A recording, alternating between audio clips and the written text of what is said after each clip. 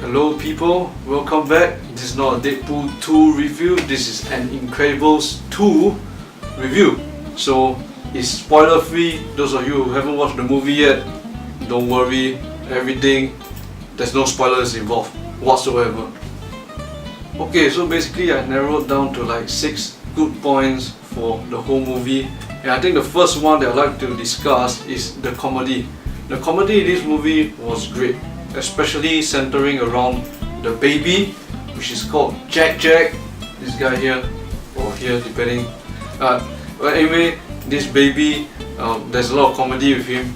Main reason why it's funny is because he's so powerful, he has so many superpowers, and he doesn't know how to control them, which leads to very funny situations and very funny circumstances in the movie. Which is, it's great for comedy, man. Come on, who doesn't like somebody that, has a lot of superpowers but don't know how to use them properly? The second great thing about this movie is they introduce more female superheroes, which is pretty important right now, and it's always good to see more female heroes going out, especially in animated movies. Not really a lot of them, but it's good that they introduce more and more slowly. Especially the new hero named Karen. She can like control stuff and open portals. I don't think that's a spoiler because I think that's in the trailer already. But yeah, she's fantastic, man. This girl with the blue hair. Another point that of course I also like to mention is it's great to watch with the family. If you bring kids, definitely it'll be super relatable to them, especially teenagers. The whole family demographic is portrayed within the movie. The only thing that is missing out is a grandfather or grandmother perspective. But other than that, basically everybody in the family is represented. And it's good for kids, man. Come on, especially babies. Watch Jack in Incredibles 2. I gotta say this, man. Jack in Incredibles 2 is an absolute beast. He's a monster, man. I mean, both literally and figuratively, but he's a beast, man. Like seriously, Baby Boss? Jack is the baby boss. He is the boss. The baby is the boss. The fourth great point about the movie I would like to mention about is how great and relatable the villain of this story is. This particular villain for The Incredibles 2 has a very tragic backstory, and her actions, her villainous actions, her evil actions are determined upon what actually happened in the past. And by the way, her powers, the super villain's powers is absolutely mind-blowing, man. It's genius. Like you couldn't have thought of a better way to make a villain power out of like nothing at all, especially in the digital age. And it's original. Yes, it's original and it's good. So if you watch the first Incredibles movie, you'll know that Mr. Incredible actually hired a fashion designer or something, and her name is called Edna. I think you can see the picture here. She's like this short mushroom-headed woman, very sassy, very snobbish, but she's a very interesting character. And guess what? For this movie, she's back! And she's creating a new suit for somebody that I can't really spoil, but anyway, she's back and it's awesome because the interactions she has with Mr. Incredible is absolutely hilarious. And man, I tell you, that woman itself, Edna, she's the ultimate sass, man. She's maximum sass. S-A-S-S. That's the definition of sass, man. Edna is the definition of sass. Any character out there, they can't beat her in terms of sass, man. She's the sass queen. And besides having great characters in the movie and a hilarious storyline, I'll say that this movie has a great moral compass to it. What I'm trying to say is that the moral of this whole movie is very, very good. Because in essence, what it's trying to say is sometimes kids can make decisions for themselves, especially if it's a question of whether it's right or wrong. Sometimes parents shouldn't, just cling on to their kids too hard. Sometimes kids can decide on their own whether something is good or bad or right or wrong. And that's what this story is trying to say. That's what this movie is trying to say. Especially in times like this, where parents are always worried about their kids. I think it's a good point, a good perspective to share with society, that actually kids can make decisions on their own. It's genius, man. I think it's great. It's a great idea. Okay, so now I'm gonna discuss a few points where I think like the movie is not as good as compared to the first one. So please don't hate me on this. This is just purely my perspective, purely my opinion.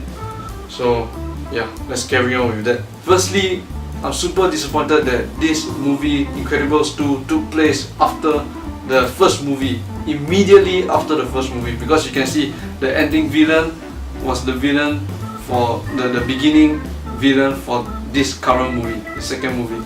And you know what, I think you guys can see from the trailer too, so it's not really a spoiler. But guys, we waited for this for like 10 plus years or something. I think the first Incredibles came out like 2008 or 2006. Correct me if I'm wrong. And it took like 10 years to get this movie pumped down the pipe, and boom, they give us the sequel immediately after what happened in the first one. What kind of sense is that, man? Come on, like give us like maybe a 5-year gap or something. I want to see Jack grow up and be a man.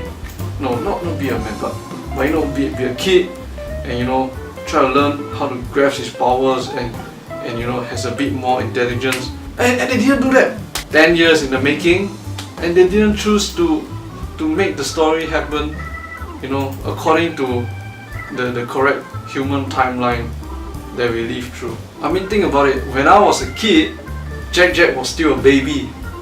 But now, when I'm all grown up, I'm like 20 plus now, Jack is still a baby. And the second issue that I had with this movie was how they introduced all the new superhero characters. I'm sure you guys know this because like in the trailer itself, you can see that there are new characters, especially Karen, the one that I talked about just now.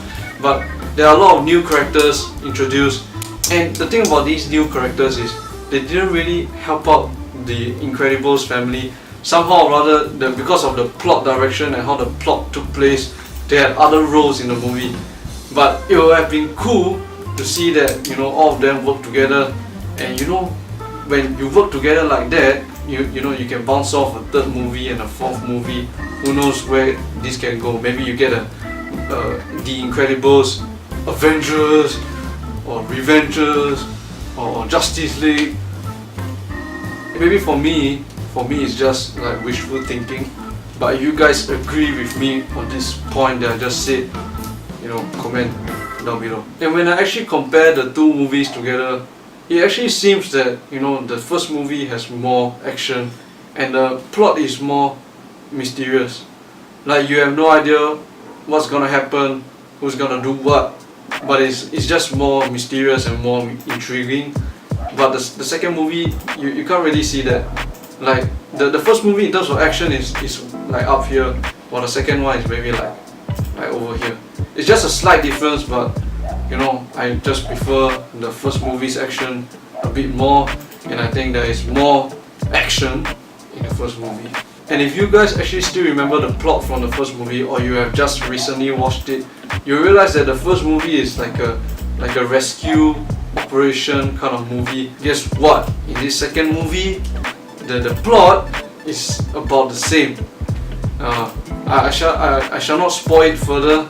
You might want to watch the movie to find out what exactly happens, but it's somewhat the same, and that made me really disappointed, because in the first movie the plot is about rescue, and the second movie, they should change it out a bit, because obviously we know what's gonna happen during a rescue mission in The Incredibles, because we have watched the first one.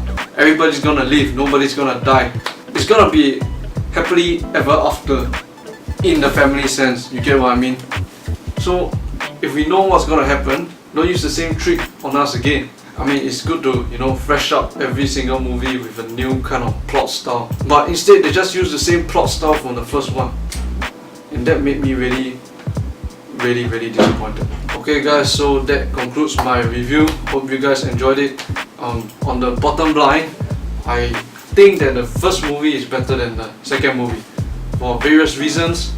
Although the second movie has its strong points as well, but especially in terms of the moral side of the story, but in terms of the plot and stuff like that, I think the first movie is better. Other than that, I have nothing else to say. I'll see you guys in the next video. Actually, if you agree with me, if you have watched Incredibles 2 and you agree with me that the first one is better, just comment down below. Let me know what you guys think. I'll be interested to hear you guys. So without further ado, I'm gonna end this video here. Thank you so much for watching. Goodbye, good night, and this is Lord of Thought.